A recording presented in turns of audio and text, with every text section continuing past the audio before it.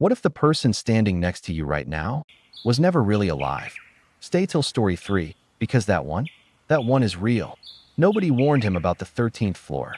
Construction sites at night are already unsettling. The hollow echo of wind through unfinished walls, the creak of steel settling in the cold, the darkness that swallows everything beyond your flashlight's reach. But Jake had done this 100 times before. Night shift, routine inspection, in and out by 3 a.m. He clipped on his safety harness, grabbed his clipboard, and took the elevator up. 13th floor, 2:17 a.m. The moment the doors opened, something felt different. Not dangerous, not loud, just off, like the air itself was holding its breath.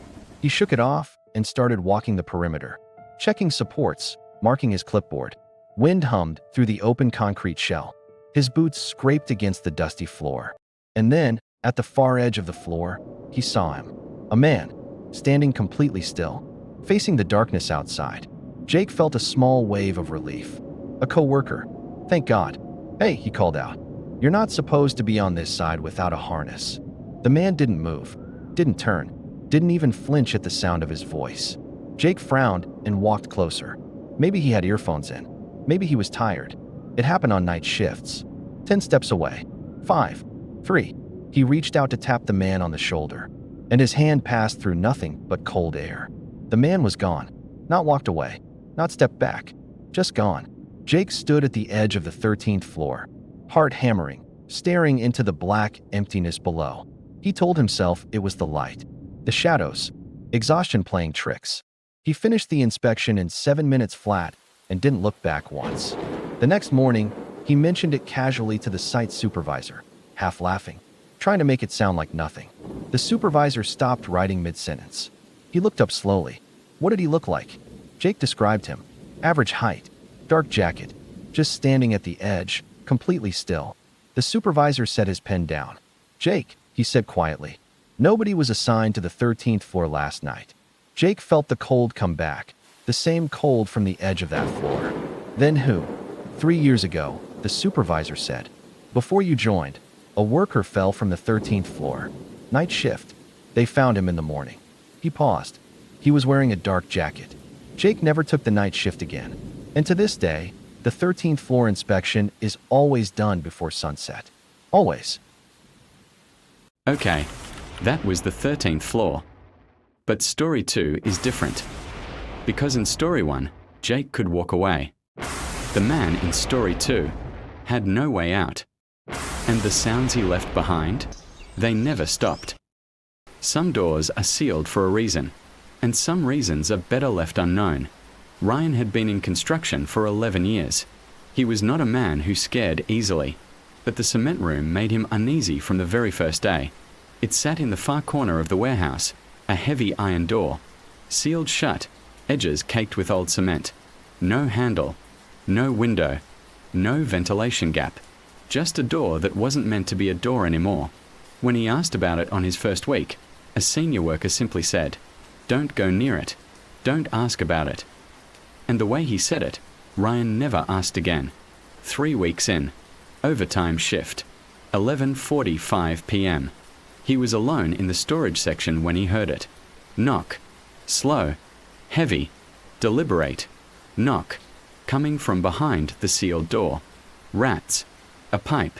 The structure settling. He had explanations ready, but this had a rhythm. Like a fist. Hitting concrete. Patient and tired, as if whoever was knocking had been knocking for a very long time. He took 1 step toward the door. The knocking stopped instantly. He waited. Nothing. He picked up his crate and started walking away. Knock. Knock.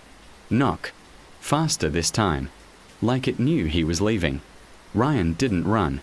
He told himself that later, but he didn't stop walking until he reached the other end of the warehouse. Next morning he told the supervisor, "George, everything." George listened, then went very quiet. "That room," he finally said, "was sealed 7 years ago. A worker went inside alone to check a gas leak. The ceiling collapsed. By the time anyone knew, it was too late." Ryan already felt cold. They sealed it with him still inside. George said nothing, and that silence was the only answer Ryan needed. He quit 4 days later, but some nights, when a room goes too quiet, he still listens, waiting to hear a knock. Some people never leave the place where they died, and some just keep showing up for their shift. Marcus had been repairing highways for 9 years. Long nights, empty roads, loneliness. He was used to all of it. That night felt like every other night, until it didn't. Highway 7, 2:53 a.m. Dead silent. No traffic for miles.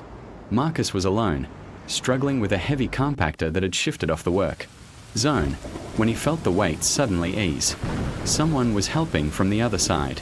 A man. Dark work clothes. Safety vest. Worn boots. The quiet, efficient movements of someone who knew exactly what he was doing. "Thanks, man. When did you get here?" The man simply nodded. They worked together in silence for the next hour. No words, just work.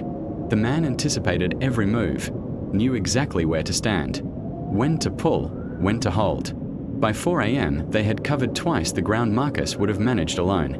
Then the morning truck arrived. Old Raymond climbed down and looked at Marcus, then past him, then back at Marcus. "Who were you talking to?" Marcus turned around. The road was completely empty. No figure walking away. Nothing. Just orange cones and blinking lights.